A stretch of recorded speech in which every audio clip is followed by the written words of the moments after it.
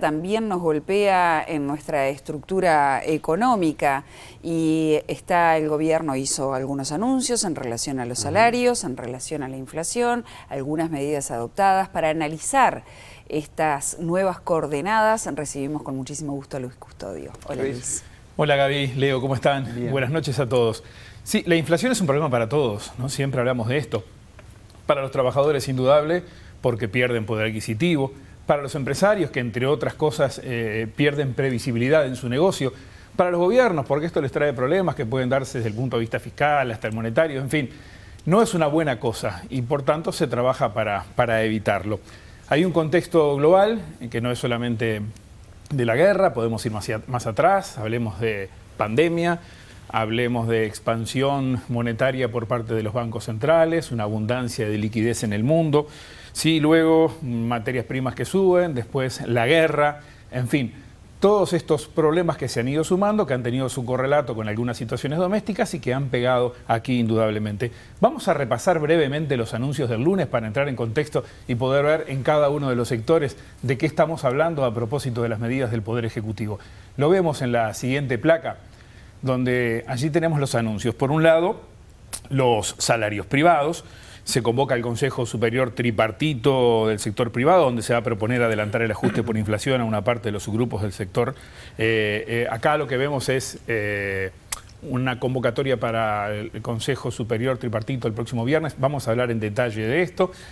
Ese 2% que aparece allí, que es adelanto, y también vamos a dar los detalles de qué se trata, de recuperación a funcionarios públicos, y un 3% de incremento a jubilaciones y pensiones. Esto en cuanto a lo que se anunció el pasado lunes por parte del Poder Ejecutivo. Que es un adelanto y no una adición, digamos, a lo que ya se ha dado. Es un adelanto. Y ahora se los explico. Sí, vamos a ir viendo.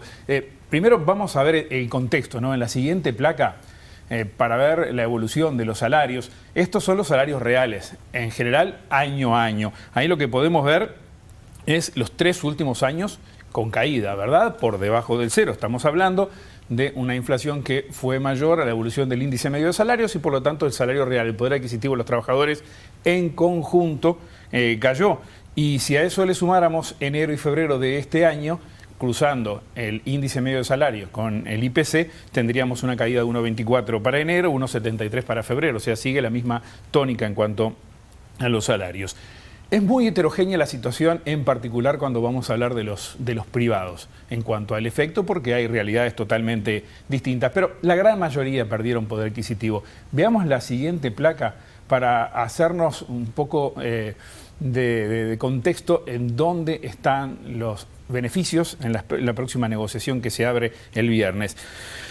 Las pautas de la novena ronda definidas en 2021 asumían una inflación en torno al 6% para los 12 meses a junio de este año. Va a rondar el 9,5% aproximadamente.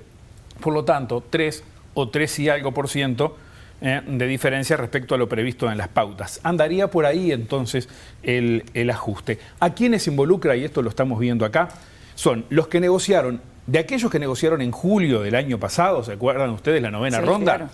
Bueno, todos los grupos que no tienen previsto ya en ese acuerdo un correctivo de inflación ahora en julio, los que resolvieron por los lineamientos con correctivo al final de los 18 meses, son los que están fuera. O sea, hay algunos que no tienen un correctivo previsto en su acuerdo y por lo tanto se le da este. Y ahí vemos, Rurales Grupo 22, ahí encontramos ganadería, agricultura, tambos, por ejemplo, arroz, el caso de los trabajadores de la caña de azúcar, transporte terrestre de carga, las entidades sociales y gremiales, algunos comercios minoristas, por ejemplo, está el caso de las confiterías, hay otros casos también, estaciones de servicio, por ejemplo, estudios contables, curtiembres, inmobiliarias, empresas de limpieza, servicios de acompañantes, etcétera, etcétera, la industria del dulce también entre esos sectores. Son algunos.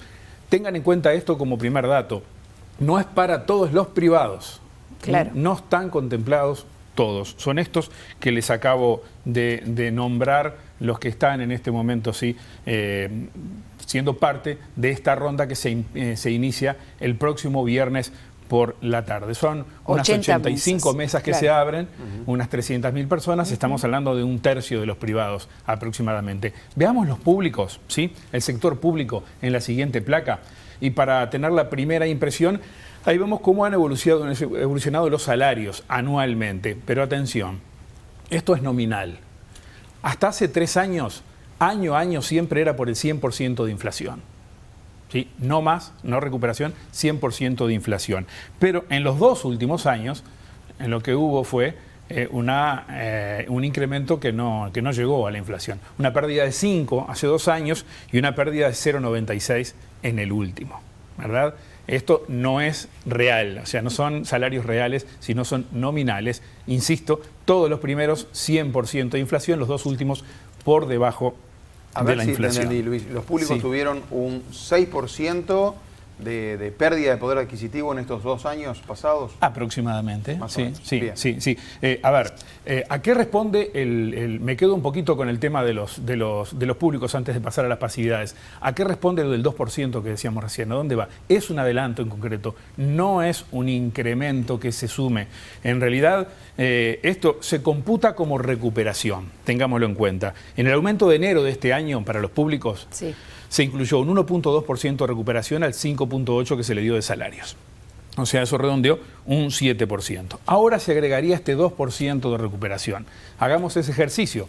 1,2% de recuperación antes, 2% ahora, si se toma así, ahora les explico por qué el condicional, sería un 3,2% de recuperación.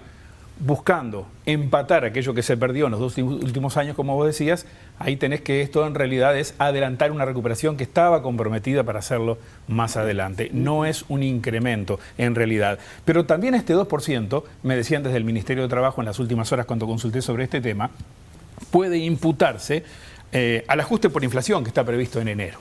Es otra variable. Pero siempre estamos hablando de algo que se adelanta, no que se añade, no que se ¿verdad?